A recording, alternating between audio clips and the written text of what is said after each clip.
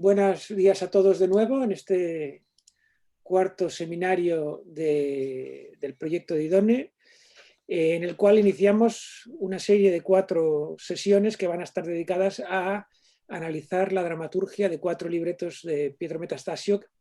Recordar que esto es una presentación para explicar cómo funciona estos libretos de Metastasio, y lo que vamos a intentar desvelar entre José María y yo, y con la ayuda, como he dicho antes, utilizamos materiales de muchos colaboradores del proyecto, del profesor Bianconi, que nos acompaña, y los he subido en el chat también de material, una visualización preparada por Paula Muñoz Lago y Nicola Usula.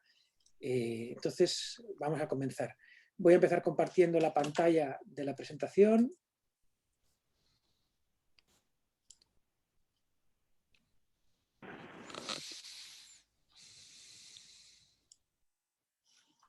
A ver si la pantalla está correcto. Sí. Lo veis todos, ¿no? Sí. Bueno, pues hoy la sesión va a estar dedicada al libreto de Alessandro Nelle Indie, que es un libreto escrito por Metastasio y estrenado en 1730, y va a empezar haciendo una explicación inicial José María. José María, cuando quieras. Vale, pues yo voy a empezar haciendo con algunas ideas sobre dramaturgia musical que nos van a ayudar a entender mejor todos los libretos que vamos a ver en esta serie de sesiones. Con dramaturgia musical nos referimos a que la música es parte de la acción representada, contribuye a esa acción. Y dramaturgia es literalmente creación de acciones. Me voy a detener brevemente en esto porque es una idea muy importante en los comentarios de Metastasio a la poética de Aristóteles. Allí explica que el poeta imita acciones. Esto es muy importante porque tenemos una idea de los poetas heredadas del romanticismo, donde creemos que tendemos a creer que el poeta es la persona que expresa sus sentimientos con versos. Y no es así, ¿no? El poeta en el siglo XVIII es algo más completo, es un creador de acciones, de hechos. Hoy podríamos decir que es casi un guionista. Tanto es así que la versificación suele ser el paso final de la escritura de un libreto de ópera. Y es un trabajo menor, casi técnico, ¿no? Que se hace con el oficio. ¿Podemos pasar a la siguiente diapositiva, Álvaro? Pues bien, Metastasio dice que de la misma manera que un escultor imita las formas humanas con el mármol o con el bronce, el poeta imita las acciones con los versos. Los versos son el mármol o la pintura del poeta. Y por eso cada libreto es un todo orgánico donde lo que importa es la verosimilitud de las acciones imitadas, que sean creíbles. Y por eso no puede haber efectos sin causa, que era la gran crítica que hacían los literatos del siglo XVIII a la ópera del siglo XVII, esa ópera que llamamos barroca, y donde había grandes efectos, pero cuyas causas no estaban justificados. Pasamos, Álvaro, a la diapositiva. Dentro de esta acción imitada encontramos distintas maneras de tratar el tiempo, distintas convenciones en el tratamiento del tiempo. La representación con el reloj en la mano, como dice el profesor Bianconi, suele durar unas 3 horas en el teatro. Sin embargo, el tiempo de la acción que se representa suele ser un día, ¿no? De acuerdo con esa norma pseudo-aristotélica. Y de hecho, los acontecimientos que vemos en Alessandro Nelle transcurren durante más o menos una jornada, el día de la segunda derrota de Poro por parte de Alejandro Magno. Por otra parte, tenemos el tiempo de la música, que se divide entre los recitativos, serían más ligeros, donde se concentran las acciones, el movimiento, aunque esto lo vamos a matizar ahora, frente a las arias, donde el tiempo se detiene, se expande para expresar las pasiones. Un tiempo más rápido, recitativo, frente a un tiempo más lento, casi una imagen congelada. Dice Dalhaus en su dramaturgia de la ópera italiana que el libretista primero piensa en las pasiones, el libretista, y de acuerdo con el músico, primero piensa en las pasiones, que son el núcleo musical de la ópera, y las ubica para conseguir la mayor cantidad de contrastes posibles, ese claroscuro, y después elige una acción, una trama política para unir esas acciones que serían los recitativos, ¿no? Es una exageración para fijarnos en la importancia que tienen las arias como centro musical de estas óperas del siglo XVIII. Bien, siguiente diapositiva. Pero las pasiones no siempre se presentan como una consecuencia de la acción anterior, o sea, no es acción, recitativo, aria, acción, reacción, no es tan así, ¿no? Hay grupos de escenas que representan la reacción de varios personajes sucesivamente, 2 o 3, a una peripecia, es decir, a un cambio inesperado en el desarrollo de la acción. Por ejemplo, esto lo vemos al final del acto segundo, que es el esquema que tenemos en la pantalla. En la escena 14 llega Erisena, que anuncia la muerte de Poro, que ha conocido a través de Timayene, y los 3 personajes que están en el escenario reaccionan cada uno con un aria de salida en las 3 escenas siguientes. Esto es muy importante para luego entender que la escena no es la unidad más importante en la articulación de la acción en la ópera, ¿no? La escena es el segmento de acción marcado por una entrada o una salida de un personaje al escenario, pero espera Álvaro, volvemos a lo anterior. Decía que en este caso hay un área de salida, un cambio de escena, por tanto, de Cleófide, de Gandarte y de la propia Erisena. Pero el orden de estas áreas podría haber sido distinto, sin que la acción quedase dañada o perjudicada, ¿no? No hay una consecuencialidad en el encadenamiento de estas 3 áreas. Y lo mismo sucede al final del acto tercero, casi en simetría con este final del acto segundo que acabo de explicar. De nuevo Erisena irrumpe con una noticia, el matrimonio de Cleófide y Alessandro, y Poro y Gandarte, que están en el escenario, y la propia Erisena reaccionan en cadena ante esta noticia. En estos 2 casos el tiempo de la acción se ha detenido y acudimos casi a un fresco que profundiza en las pasiones de los 3 personajes, como si fuera un zoom musical sobre cada uno de ellos. Ahora sí, diapositiva 7. Pues bien, decía antes que la acción se presenta segmentada en actos y estos a su vez en escenas marcadas, divididas por entradas y salidas de los personajes. Pero la escena no es la unidad principal a la hora de articular la acción, a la hora de pensar la acción. La unidad más importante, esto es una idea que viene del profesor Lorenzo Bianconi, que lo ha explicado muy bien en un artículo dentro de este libro en el que nos estamos basando para hacer esta presentación sobre los Viviena. Pues bien, la unidad más importante es la mutazione, en italiano, la mutación. Un grupo de escenas que se desarrollan en un mismo lugar sobre un mismo telón de fondo o un mismo decorado. Esa escenografía es la manera de subrayar y unificar una secuencia de escenas coherente en cuanto a la acción. Y sobre ese decorado, las escenas se presentan siguiendo el principio de la liaison des scènes, la ligadura de las escenas o el trabado de las escenas. Se trata de un principio que viene de la dramaturgia del teatro francés clásico, el de Corneille y Racine, de la segunda mitad del siglo XVII, y es una convención que prohíbe que el escenario quede vacío de personajes. Esto tiene que ver con las expectativas del público, que literalmente no soportaba ver vacío el escenario. Y también tiene que ver con el tiempo que tardaban los actores en entrar y en salir, en moverse por los escenarios con esos grandes trajes, ¿no? No era un movimiento ligero y fácil y rápido, sino lento y que requería un tiempo. De tal manera que si todos los actores tienen que salir y volver a entrar, eso crea una ruptura que es contraria a la verosimilitud, a este principio que decíamos antes que es tan importante en el teatro del siglo XVIII italiano y en la ópera.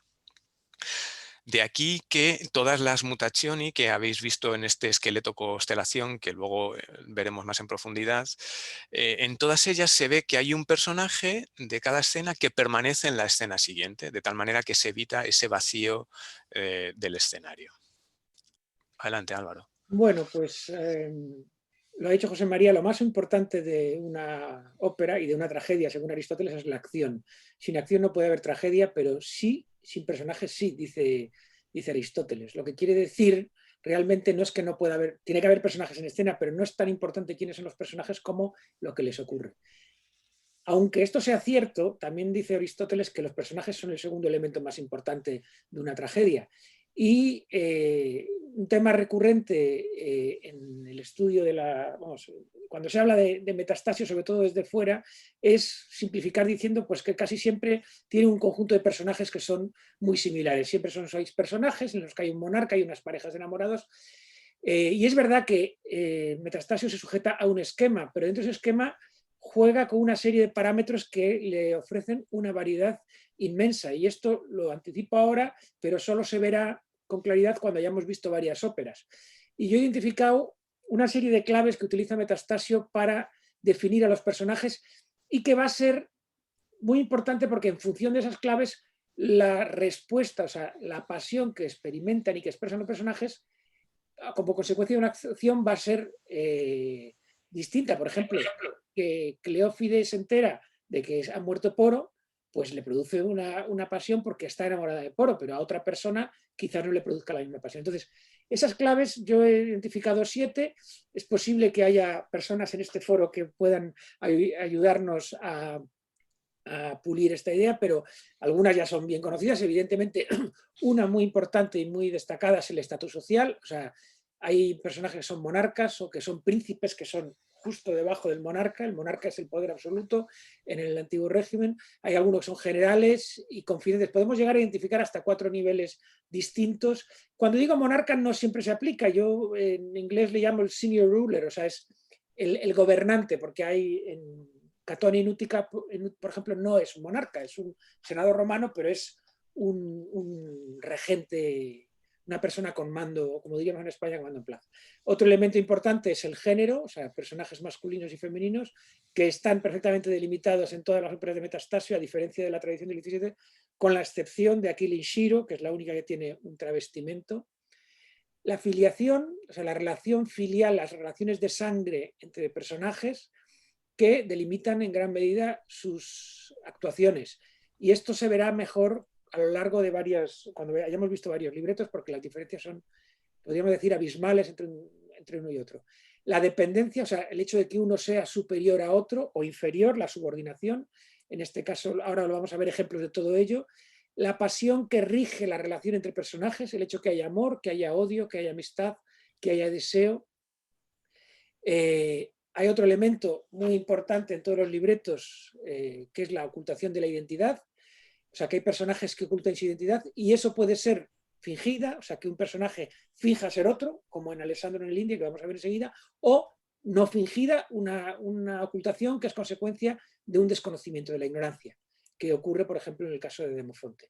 Y finalmente otro elemento que es la jerarquía dramática, que es una decisión del poeta, en primer lugar, del libretista, y es que no es lo mismo ser el monarca, porque en el estatus social el monarca es la primera figura, en este caso Alessandro, que ser el primer personaje en el perso dramático y musical de la ópera. Entonces son 2 elementos distintos.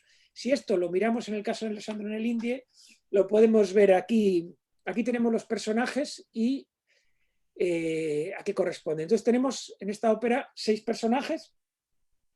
El primero de ellos es Poro, que es rey de una parte de la India, así lo define Metastasio, y Cleófide, que es reina de otra parte de la India, y Alessandro, que es rey de Macedonia y que está conquistando la India. Entonces, como ha explicado José María, la ópera Alessandro en el India comienza con la segunda derrota de Alessandro a Poro. Luego tenemos a Erisena, que es princesa de la India, o sea, que está en estatus por debajo de los reyes. Gandarte y Timayene, ambos son generales, uno de ellos es indio y otro es macedonio. Respecto al género está muy claro, tenemos 2 mujeres y 4 hombres. La norma en Metastasio es que siempre hay 2 mujeres. Hay una excepción que es Isípile, que hay 3, porque es una ópera que transcurre en una isla donde han matado a los hombres, van a matarlos y por lo tanto hay 3 mujeres. Y hay otra excepción que es Aquila y Shiro, donde hay una única mujer, excepto con la singularidad de que la segunda dona es en realidad el primo uomo, o sea, es Aquiles disfrazado de Pirra. La filiación en esta ópera no es muy relevante y es la relación entre Poro y Erisena, que son hermanos, o sea que en esta ópera incluso casi podría, si Erisena fuera hermana de Cleófide en vez de Poro, no cambiaría en gran medida la ópera, cuando en otros libretos, como iremos viendo, eso es la filiación es definitiva a la hora de entender lo que ocurre en la ópera. La relación de dependencia, Gandarte, Poro es superior de Gandarte, o sea, Gandarte es subordinado de Poro y Timayene es subordinado de Alessandro. O sea, hay una relación de dependencia entre estos personajes. Luego están las pasiones que experimenta cada uno, que quedan definidas muy desde el principio. O sea, en este caso Poro es el más apasionado porque ama a Cleófide, pero siente celos y a la vez odia a Alessandro porque le ha vencido y además parece que se quiere llevar a la chica. Cleófide ama a Poro, la pasión principal de Alessandro es la acción principal de la ópera, en la generosidad, y queda perfectamente definida desde el primer momento en que aparece. Erisena, la pasión principal de ella es que se enamora de Alessandro, precisamente por esa generosidad. Gandarte está enamorado de Erisena, y Timayene, que más que estar enamorado, desea a Erisena, la quiere conquistar y a la vez odia a Alessandro, que es su superior, porque él es inferior. Además nos dice al principio de la ópera que en realidad fue el culpable de la muerte de su padre. Luego, el elemento de ocultación de identidad en esta ópera es que Poro durante casi toda la ópera está ocultando su identidad bajo el nombre de Asvite, aunque esa ocultación solo es tal fundamentalmente para Alessandro. Todos los demás, bueno, y para Timayene en parte de la ópera, para Timayene también. Los demás, que son indios, saben quién es. No te he oído bien.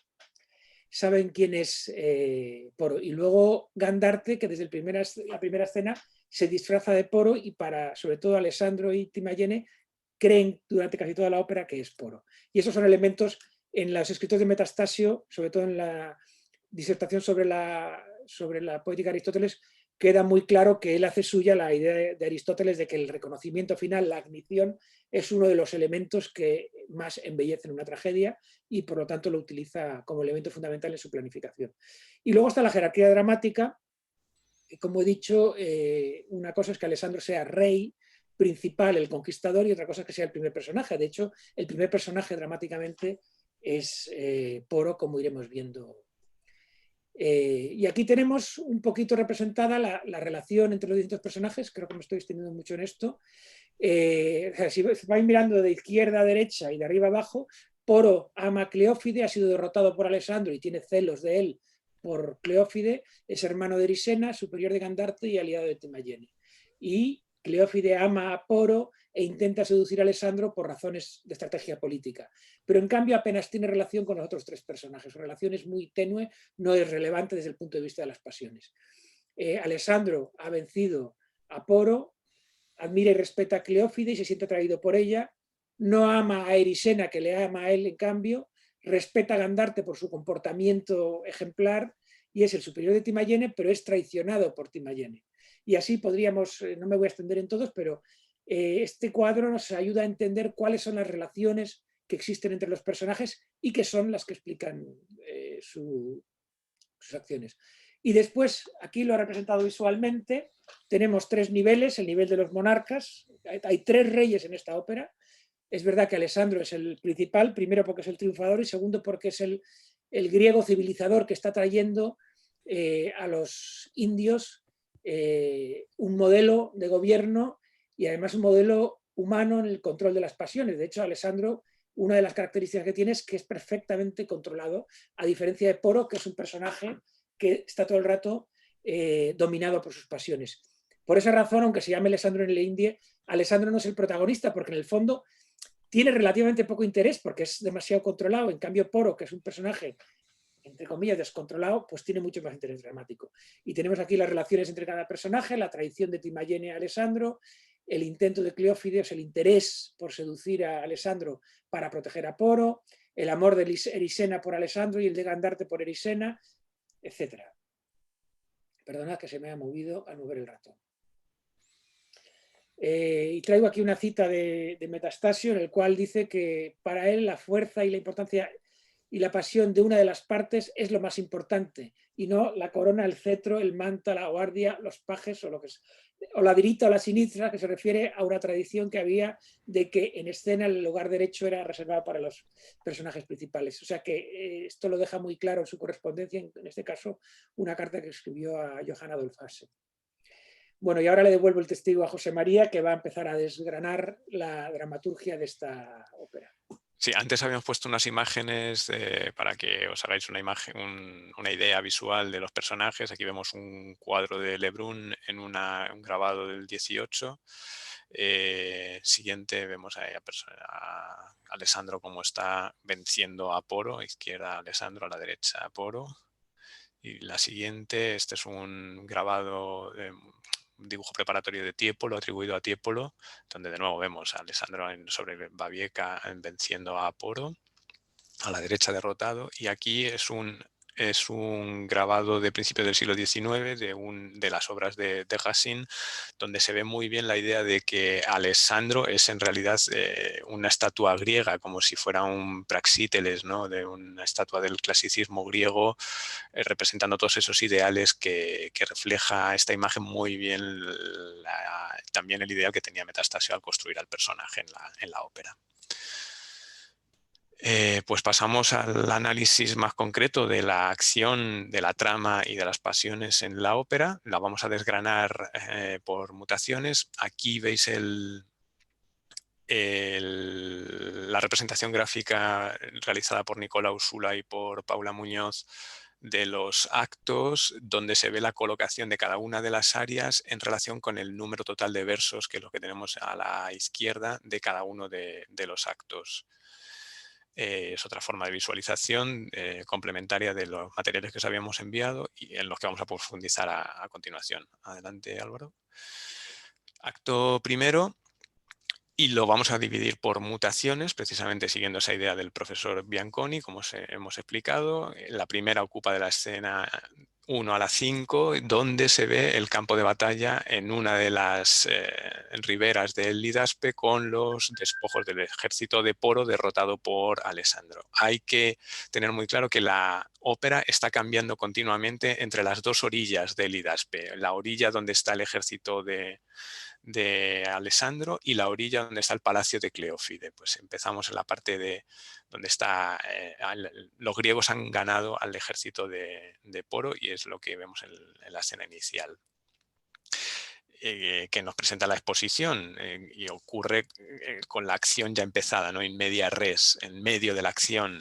Es el tumulto de la guerra frente a la irradiación de la gloria y la virtud de Alessandro, en palabras de Bianconi.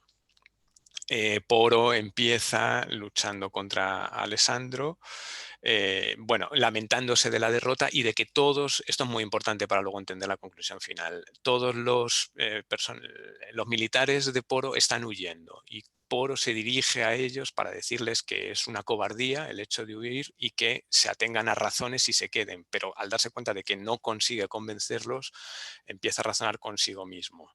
Bueno, y en esto llega Gandarte, que le dice que si Alessandro le descubre le va a matar, y para evitar eso le propone que se intercambien los penachos y entonces Gandarte pasa a disfrazarse como Poro para, en caso de que le tengan que matar, que sea él el vasallo y no el señor el que muera, de tal manera que es una muestra de fidelidad absoluta.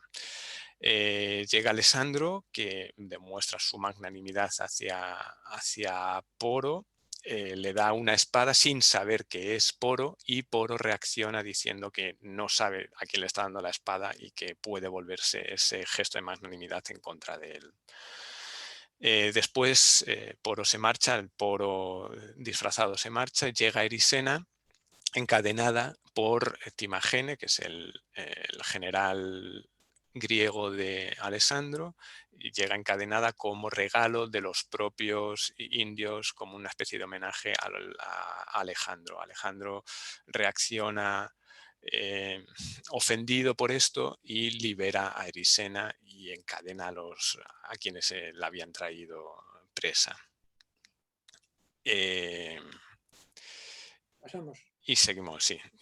Este es la constelación el esqueleto constelación que llama el profesor Bianconi, donde veis cada personaje, los personajes que permanecen en cada una de las escenas y el área que canta. El área cuando está subrayada quiere decir que es un área de salida y cuando no está subrayada quiere decir que está en medio o cuando el personaje está subrayado quiere decir que se va de la escena, ¿no? Desaparece y sin embargo por la barrita vertical indica que permanece en la escena siguiente.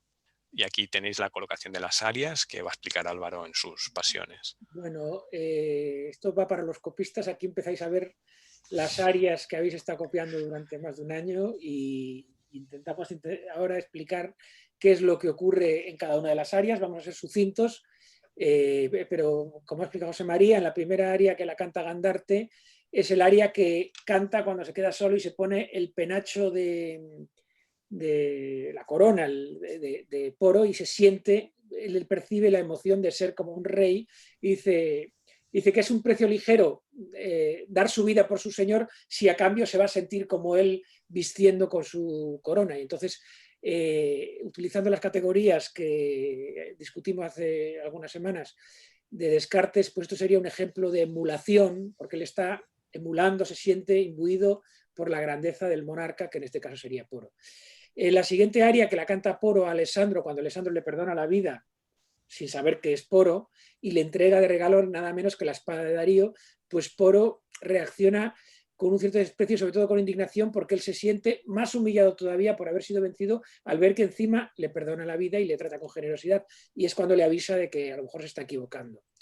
Después, lo que ocurre después ya es, una vez que han partido Timayene y, digo, Gandarte y Poro, y es cuando aparece Erisena, y entonces Alessandro, al liberar a Erisena, canta una aria en la cual expresa esa generosidad que le caracteriza. O sea, si iros fijando en las características porque cada personaje tiene una cierta coherencia. O sea, Poro, casi todas las pasiones son pasiones intensas y negativas.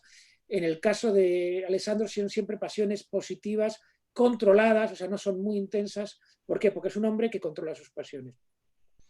Claro, ¿qué le ocurre a Erisena al ver un hombre tan hermoso como aparecen las figuraciones que ha mostrado José María, y tan noble y tan recubierto de la grandeza de un monarca? Pues no se queda completamente enamorada de no solo de la belleza, sino también la manera de hablar. O sea, le cautiva completamente Alessandro y entonces lo que ocurre es que Timayene le intenta cortejar, y es ese contraste entre que Timayene, que le intenta cortejar, y el comportamiento de Alessandro, que se acaba de marchar, lo que le lleva a cantar un aria en la cual manifiesta su desprecio hacia Timayene, porque es lo opuesto a lo que acaba de contemplar en Alessandro. Y entonces, cuando se queda solo, Timayene expresa su verdadero sentimiento interno, que no es nada menos que un sentimiento de odio. Aquí cuando descubrimos que Timayene odia a su señor, primero porque él es un subordinado y sobre todo porque le acusa de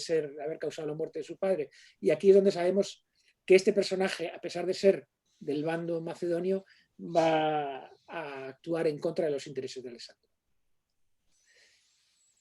Bien, aquí hemos seleccionado un fragmento donde se ve que esto sucede varias veces a lo largo de la ópera, ¿no? Algún personaje alaba la manera de hablar de los otros, ¿no? El tipo de lengua que utiliza, de lenguaje que utiliza el personaje, es un indicio de su decoro, de su posición, de su estatus. Y esto se ve en esta escena 1, escena tercera del acto primero, y por contraste también se ve, Álvaro, siguiente, en una escena donde Gandarte habla, pero con un lenguaje mucho más sencillo, sin hipérbaton, sin alteración del orden de la frase, con una frase por cada verso, repitiendo alguno de los verbos. Es un lenguaje un poquito más torpe, podríamos decir. Y eso, claro, cuando habla Poro, Alessandro muchas veces dice, ¿y cómo puede hablar un Poro disfrazado? Porque Alessandro no sabe, repetimos, esto es muy importante, Alessandro no sabe que Poro es Poro. Y se pregunta cómo puede hablar un simple soldado con el habla característico de los reyes. Sí, porque Seguimos, Álvaro. una cosa que olvidé decir antes es que una característica de los reyes en los libretos es la soberbia. Ellos están por encima. Entonces, Poro tiene soberbia. Alessandro también, aunque es controlada. Y en general, en todas las óperas veremos que los reyes tienen esa... Cuando digo soberbia me refiero al concepto de orgullo que tiene, del que habla Descartes, que en algunos casos es autosatisfacción cuando lo tienes controlado, y cuando es negativo, como el caso de Poro, es soberbia. Bien, en la siguiente mutación, Hago un inciso porque quiero dejar claro que los grabados que estamos viendo corresponden a la representación de Alessandro Nelindie, que se tuvo lugar en Lisboa en 1755, una representación trágica porque es el momento antes del terremoto, ¿no?, que acaba con la ópera que se había construido para las representaciones de los reyes de Portugal, y tuvo música de David Pérez. Bien, entonces en esta mutación siguiente, siempre en el primer acto, pasa el foco al palacio de Cleófide y tenemos el primer contacto con Cleófide, que desarrolla su primera estrategia para seducir a Alessandro, siempre con la intención de beneficiar políticamente a su amado Poro, pero despertando los celos del mismo. Así que se encuentran Cleófide y Poro. Cleófide le da la explicación de que no, le explica por qué no tiene que tener celos de ella, por qué no tiene que dudar, ¿no? Y hace un repaso de toda la alianza política que ha venido desarrollando con él en contra de Alessandro y que a ella le ha costado en lo político pues su prestigio y la enemistad con Alessandro, ¿no? Entonces ahí está escena de celos entre ellos. Y luego llega Erisena, que elogia la cortesía de Alessandro. Tenemos la estratagema de Cleófide que para poner a prueba a Poro, ¿no?, para pincharle, podríamos decir, ordena que manda una embajada para que los griegos sepan que va a ir a visitarla. Y esto de nuevo provoca a su vez los celos de Poro en el último grupo de escenas. ¿Pasamos, Álvaro? Sí. Entonces aquí es donde se ve cómo se manifiesta todo esto en las áreas. En ese primer encuentro, o sea, primera visualización de Poro con Cleófide, Poro ya hay ese reproche de los celos y entonces Poro empieza a cantar un aria que en realidad solo inicia, porque solamente es una estrofa, Semai pius sarò geloso, en el cual empieza a prometer a Cleófide que no volverá a ser celoso nunca más, porque confía en ella. Y luego, en ese diálogo, Cleófide, antes de marcharse y después de haber anunciado lo que ha dicho José María, que va a visitar a Alessandro, manifiesta en un aria su fidelidad. O sea, el aria de Poro refleja el amor y la esperanza, es el único momento de serenidad que tiene en la ópera, y enseguida, y Cleófide lo que hace es transmitirle que también ella le ama y que es fiel, pero claro, posteriormente Poro vuelve a reaccionar precisamente por la decisión de Cleófide de ir podríamos decir, seducir a Alessandro para proteger a Poro, y entonces tiene una primera manifestación directa de celos hacia Alessandro, pero esto lo hace en ausencia de Cleófide. O sea, Cleófide no está delante. Y lo que ocurre al final es un diálogo entre Erisena y Gandarte, en el cual Erisena alaba la belleza o sea, manifiesta a Gandarte su amor por Alessandro y su desprecio por los distintos intentos de Gandarte. En el aria expresa eso, su hastío, su desprecio, porque Gandarte está todo el rato manifestando su amor. Y finalmente Gandarte, que está bastante desolado, canta un aria con pesar en la cual viene a decir que prefiere el fingimiento, o sea, que le mienta y le diga que le quiere, a que le sea sincera y le diga que de verdad no le ama para nada. Y luego pasamos a la última mutación del acto primero. Donde volvemos al campo de Alejandro. O sea, salimos del palacio de Cleófide y volvemos a la tienda de Alejandro, donde asistimos al final de esta primera treta que había iniciado Cleófide para intentar seducir a Alejandro. Adelante, Álvaro.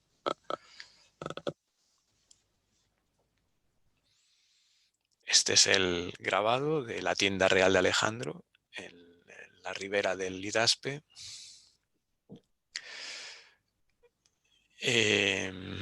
Entonces Alejandro y Cleófide se encuentran y Cleófide despliega sus armas de seducción y eso es visto por Poro, que de nuevo con el nombre de Asvite, o sea, oculto para Alejandro, impide que la estratagema llegue a buen puerto y se presenta Poro disfrazado de embajador de sí mismo, ¿no? Y esto provoca un contraataque de Cleófide, que está viendo que Poro no se fía en realidad de ella, a pesar de la discusión que ya habían tenido en la mutación anterior. Y entonces ella tensa la situación y se declara enamorada de Alessandro de nuevo para pinchar más a Poro. Y sigue una escena de celos o de burla entre Cleófide y Poro, que es el dúo con el que finaliza el acto. Entonces esta mutación solo tiene dos áreas. Una es la reacción de Alessandro a la declaración de amor de Cleófide. Alessandro en realidad en ningún momento tiene palabras como de hombre apasionado, o sea, su amor es más de admiración, de veneración y casi de conveniencia política que no de un amor intenso. Y entonces, pero cuando Cleófide le canta, pues él lo que expresa es la satisfacción que él siente, lo que Descartes llama satisfacción de su amem, o sea, él está encantado de haberse conocido y sobre todo de que Cleófide le corresponda con esa manifestación de amor, que no es cierta, es un fingimiento. Y luego la escena final de este acto, que es una escena dramáticamente muy interesante y musicalmente quizás todavía más, porque es un dúo en el cual, si os fijáis, el título es Semai Turbo, el tu riposo. Lo que ocurre, y volvemos un momento para atrás, aquí veis que es el mismo texto que aparece en el área de Cleófide y la intervención, y también aparece el texto, aunque no lo vemos en la imagen, que volvemos a ella, el texto de Poro. Lo que ocurre en esta escena es que Cleófide canta las palabras que había cantado antes Poro, pero con burla. Le está diciendo, me habías prometido que nunca más ibas a tener celos, etc. Y él le contesta cantando él las palabras del aria de Cleófide, diciendo, tú me habías prometido que ibas a ser Messi Prefeli, que me vas a amar y acabas de demostrar que mientes. O sea, sin cambiar las palabras, y esto es muy importante, porque aquí el texto de las arias, si lo cogemos literalmente, nos llevaría a engaño. En realidad lo que tenemos que hacer es entender este aria dentro del contexto de lo que está ocurriendo y entender que hay un componente de burla, o sea, la burla, según Descartes, incluye un elemento de desprecio, de odio y también de humor, o sea que los dos están haciendo un reproche mutuo de que sus promesas son promesas que carecen de valor. Y por eso es una escena muy singular, porque además es una de las pocas escenas con cierto elemento cómico que hay en las óperas de Metastasio. No es la única, en Achille in Shiro también hay un componente cómico, pero es una escena muy, muy interesante musicalmente. Y bueno, vamos a pasar al siguiente acto. El acto segundo empieza en los gabinetes dentro del palacio de Cleófide, donde Poro con Gandarte planean la emboscada contra Alessandro, que es una de las escenas más espectaculares de la ópera y que vamos a aplicar después. Al final de esta mutación, que son solo 4 escenas, aparece Erisena, que se lamenta de no ser hombre para poder acompañar a su hermano en la visita militar que tienen a Alessandro. En esta escena, o sea, aquí, como ha dicho José María, hay que saber qué es lo que va a pasar después. Esta es la preparación de esa escena central donde se produce la traición de Timagene, o sea, que han pactado con Timagene para hacer esa traición. Y además es que se va a producir una visita de Alessandro al palacio de Cleófide, y es en ese proceso.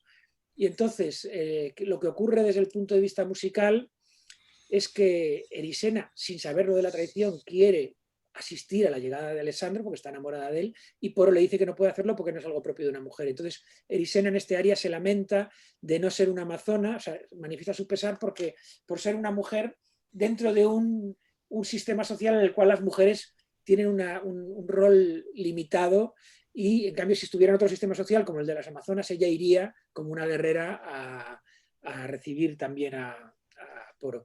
Y luego, digo, a Alessandro. Luego Poro, que se queda solo al final de esta mutación, lo que hace es cantar un aria en el cual está anticipando expresando la audacia de la maniobra que van a realizar, anticipando de qué manera Alessandro va a caer en su trampa.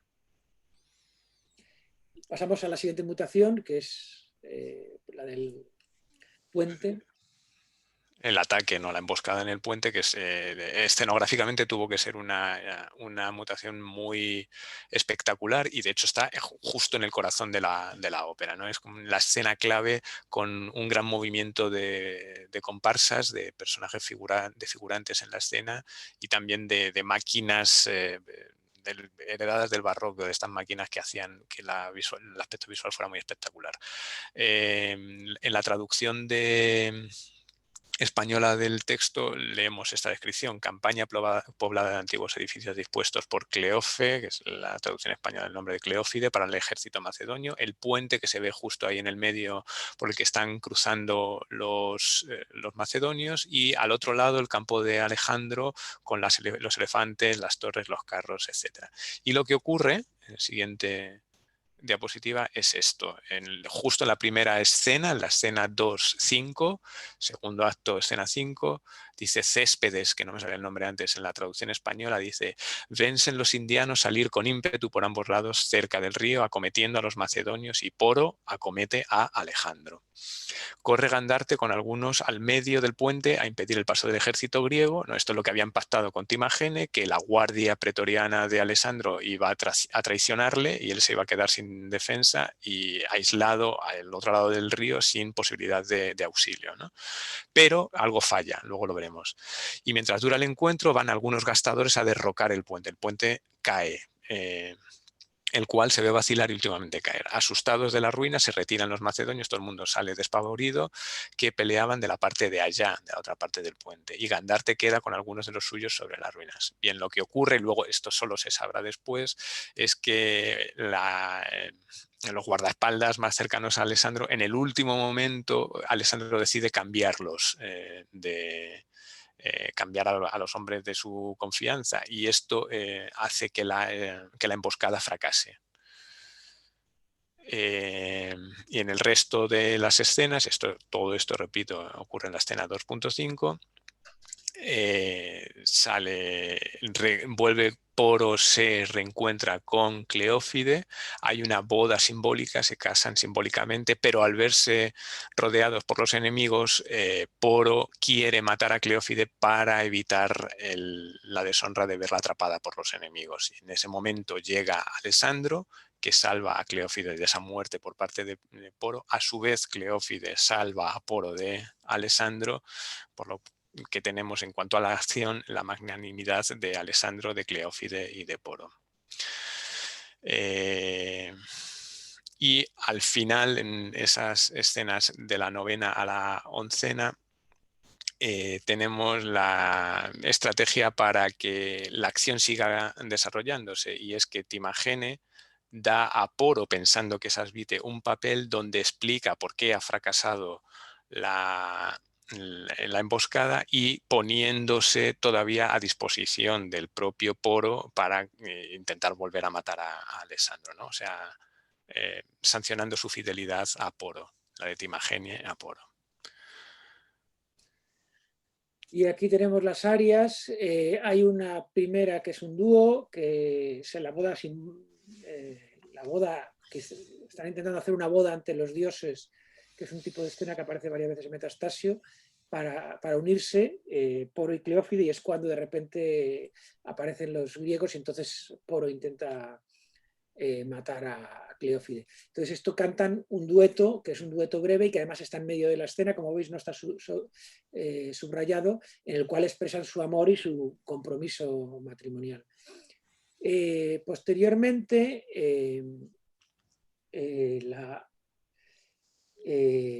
Alessandro libera a Poro, libera a Cleófide, y entonces manifiesta en este área su veneración por el comportamiento de Cleófide a favor de Poro, intentando descargarle de su responsabilidad al intentar matarla.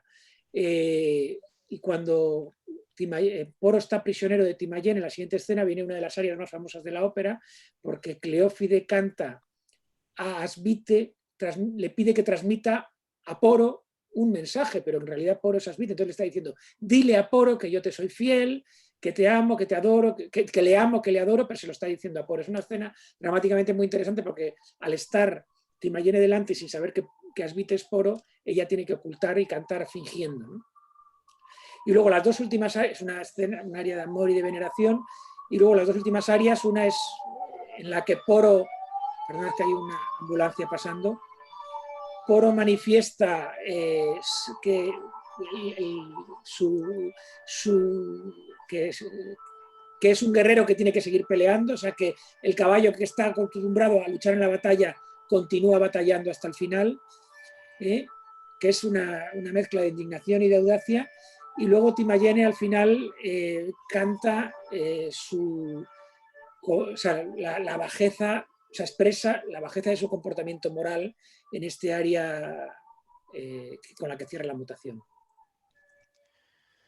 En la mutación siguiente volvemos al apartamento del Palacio de Cleófide, una escena de interior, donde Alessandro comunica a Cleófide que su ejército piensa que la causante de la traición ha sido ella y por tanto quieren que la sacrifique, ¿no? Y para evitarlo, él se ofrece a casarse con ella. En ese momento llega Gandarte disfrazado de Poro y se ofrece en lugar de Cleófide a ser sacrificada, pero Alessandro les concede la gracia a los dos, insisto, pensando en que Gandarte es Poro, les concede la gracia de poder escapar y huir para sustraerse a la ira del ejército macedonio. Y por último, el último grupo de escenas, hay una nueva peripecia. La peripecia es el cambio del sentido de la acción que venía desarrollándose por un acontecimiento que ha ocurrido, y es que Erisena trae la noticia de la muerte del verdadero Poro, ¿no? Que ella había recogido de Timayene, ¿no? Timayene había dicho que Asvite había muerto. Y Erisena confusa comunica eso al resto de personajes que están en la escena, que son Cleófide y Gandarte, y estos reaccionan, como hemos visto antes, en cadena. En esta mutación, la primera área es el área que canta Alessandro después de ver... O sea, Alessandro tiene inclinaciones hacia Cleófide y le ofrece casarse con ella para salvar su vida, pero cuando Gandarte ofrece su vida a cambio, Alessandro se queda admirado y entonces canta un área en el cual manifiesta su estima, o sea, que es admiración positiva hacia Gandarte por esa nobleza que demuestra al ofrecer su vida. Lo cual nos muestra otra vez que Alessandro, por encima de sus pasiones, de su posible atracción por Cleófide, tiene un sentido político y moral que es mayor, y entonces al reconocer la nobleza de Gandarte, le dice que lo que tiene que hacer es casarse con Cleófide y huir, y le ofrece la huida. Y luego lo que viene a continuación es las consecuencias de la supuesta muerte de Poro. La primera es Cleófide, que canta, pues eso, o sea, cree que ha muerto su amado y prometido, que es Poro, y canta con desesperación y pesar. Gandarte, en realidad, Erisena le pide que vaya a ayudar a Poro. Digo que, no, perdón, esa es una otra escena. Lo que hace es cantar también expresar su propia pesar porque ha muerto su señor, y, o sea, que es Poro, y Erisena también canta lo mismo porque el que ha muerto es su hermana, y además la desesperación que produce el que todo el sistema político al que pertenece, que es el del monarca, se desmorona. Y esto es una escena que José María también tiene que hacer un comentario al hilo de lo que dijo antes.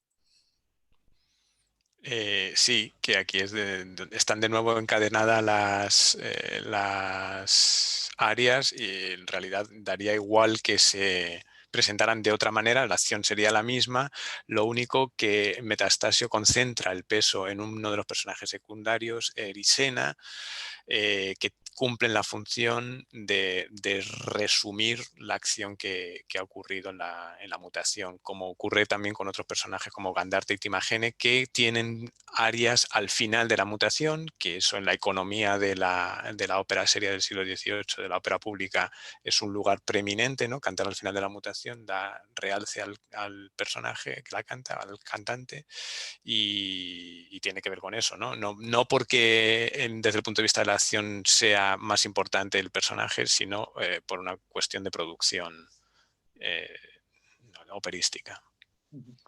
Y además, además de terminar la mutación, en este caso termina el acto. O sea, que es un punto... Eso es. Y ahora ya pasamos al tercer acto. Pues que nos devuelve al pórtico de los jardines reales. Poro sigue empeñado en acabar con Alessandro y entonces trama una emboscada individual en contra de él. Pero, ¿qué ocurre? Pues que sucede algo que desactiva esta estratagema de Poro. Y eso que sucede es que involuntariamente Erisena acaba dando el papel donde Timagene descubría su traición, se lo acaba dando a el propio Alessandro. Así que Alessandro, al descubrir la traición de Timagene de manera involuntaria por un equívoco que sucede en la acción, acaba haciendo que Poro pierda a su aliado, al enemigo, o sea, a su aliado para llevar a cabo la traición contra Alessandro. Al final, por su magnanimidad, Alessandro acaba perdonando a Timagene y Timagene deja a Poro sí, abandonado a su destino. Y lo que al final, al verse abandonado a su destino, el mismo Poro pide a Gandarte como subordinado que le mate, ¿no? Para no tener que sufrir más.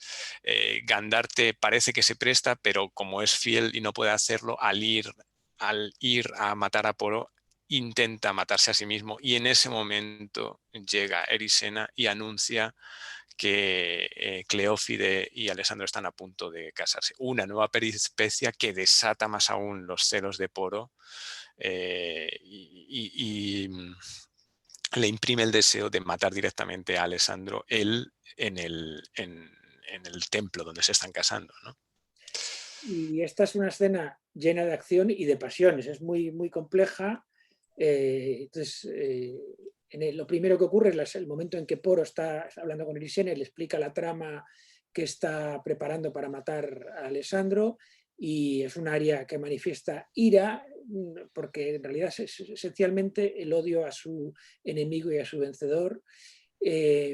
Posteriormente vienen otras áreas de los que van manifestando esos personajes. O sea, Cleófide, que canta, tiene una especie de desencuentro con Erisena, porque Erisena le reprocha cómo puede ser tan fría cuando su marido ha muerto, y ella entonces le canta con cierto disgusto, porque, incluso con burla, porque se da cuenta que Erisena no es capaz de comprender que ella, por encima de sus emociones, está también su responsabilidad política, y lo que está haciendo es una estrategia política. Erisena se siente un poco frustrada porque tiene la sensación de no ser comprendida y manifiesta su pesar. Continúa ahora ya me he hecho un lío. Sí, viene la escena o sea, Erisena le entrega a Alessandro la prueba de la traición. Entonces hay un encuentro de Alessandro y Timagene, en el cual Alessandro una vez más vuelve a mostrar su generosidad a pesar de también su desprecio, porque él desprecia a Timagene, pero le ofrece la posibilidad de redención si a partir de ese momento el resto de su vida va a ser ejemplar. Entonces, una vez más, es el personaje más noble, y Timagene realmente se siente conmovido y lo que hace es, en su área, cantar el arrepentimiento de sus actos, y por lo tanto la consecuencia es que va a abandonar a Poro. A su vez, lo que continúa, lo que estaba diciendo, cuando Poro tiene la noticia de que va a haber el matrimonio de Cleófide con Alessandro, hay que tener en cuenta que Cleófide cree que Poro está muerto, o sea, que no le está traicionando, como veremos enseguida en el desenlace, entonces vuelve a tener celos e indignación y expresarlos en ese área. Y finalmente, en las áreas con las que se cierra esta mutación, Erisena envía a Gandarte a acompañar a Poro porque tiene miedo que Poro haga algo terrible, y Gandarte piensa que ya no va a volver a ver a Erisena porque cree que ya acompañar a Poro va a ser el final de su vida, y entonces canta una especie de aria de amor y de pesar porque es una despedida, y la mutación concluye con Erisena, un área típica de una mujer que está en medio de los acontecimientos que están ocurriendo y que no entiende nada ni puede controlar nada, y entonces manifiesta su miedo y su pesar en este Son confusa pastorella. Y finalmente tenemos la última mutación en el templo, donde se va a producir el casamiento, el supuesto casamiento entre Alessandro y Cleófide. Claro, Cleófide, como pensaba que Poro estaba muerto, la única salvación que ve para sí misma es ceder a las insinuaciones de Alessandro, pero con la intención de matarse antes de ceder de verdad, ¿no? De inmolarse en la pira. Para no caer, y también porque ella dice que hay una norma antigua de la India, una ley antigua que prohíbe a las viudas casarse de nuevo, ¿no? Eso se considera como una tradición de la mujer, ¿no? Y eso a su vez provoca la reacción de Alessandro, que no entiende ese tipo de leyes primitivas, ¿no? Bueno, entonces Cleófide se inmola en vez de casarse, pero en ese momento llega Gandarte, que se descubre como Poro. Entonces hay un golpe de escena, seguido por otro golpe de escena en el que el verdadero Poro, ya vencido y convencido de la fidelidad de su esposa, que está dispuesta a suicidarse antes que traicionarle, pues se revela tal cual es. Esto da a su vez lugar al juicio de Alessandro, que ya se da cuenta de quién es el verdadero Poro y de todos los crímenes que ha cometido intentando asesinarle continuamente. Le juzga y le concede la libertad. Luego volveremos a la cuestión del juicio. Así que finalmente se realiza la magnanimidad de Alessandro, que salva y ordena a Cleófide que se case con Poro, y a la vez a Gandarte con Erisena. Gandarte le dice que, habiendo sido buen rey fingido, porque se ha pasado toda la ópera haciendo de Poro, le concede un reino verdadero que el propio Alessandro acaba de conquistar en la India. Y así termina la ópera con las bodas dobles. y como ocurre en los finales de las óperas, hay muchas cosas que transcurren muy rápidamente y pocas se expresan musicalmente. La primera es el inicio de la escena, en la cual es que se canta un coro, que es un coro de carácter religioso, de la veneración a Baco. Después, la única aria realmente que hay en esta escena es la de Cleófide cuando está a punto de suicidarse, o sea, cuando está a punto de dar la prueba definitiva de su amor a Poro y de su compromiso, y es un aria en la cual ella ya ha renunciado a la vida, ha renunciado al amor porque su enamorado está muerto, y es cuando Poro interrumpe e impide la muerte. Es justo cuando canta después de este aria. Y finalmente el coro de conclusión, que es un coro de alegría, porque esta ópera tiene un final feliz muy claro, en el cual se unen las parejas y acaban felizmente. Y luego hay lo que viene al final. En la representación de Lisboa se añadió una licencia de encomio de la monarquía lusa, ¿no? Y este es el grabado con esa escena final. Estamos fuera de tiempo, pero quedan 4 minutos para recoger un poco las ideas fundamentales de las personas que tengan que irse, que lo hagan tranquilamente, y quien quiera acompañarnos, pues nos quedan eso, como 4 o 5 minutos de cierre. En 1764 volvemos a la escena inicial. En 1764 Metastasio escribió una carta a Nicolò della Chiesa en la que le explicaba el sentido de esta primera escena, y traduzco las palabras de Metastasio. La primera escena de Alessandro nel Indie presenta a los espectadores la vista de un campo de batalla destruido, de un ejército fugitivo y de Poro que inútilmente se afana por detenerlo. Grita a los soldados aterrorizados que se paren y procura despertar su valor con el estímulo de la injuria, tratándoles vilmente. Deteneos, cobardes. Intenta reavivar en ellos los sentimientos de magnanimidad, de constancia, recordándoles que la vida se compra a costo demasiado alto si se huye, pues la huida es infamia y vergüenza. Ah, con la huida mal se compra una vida, dice Poro. Los guerreros despavoridos continúan huyendo y no lo escuchan.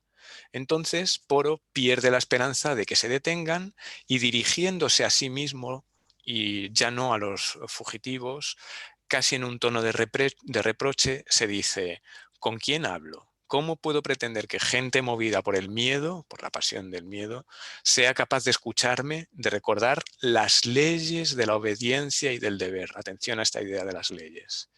Y es aquí cuando Poro dice: ¿para quién razono? No tiene ley el temor.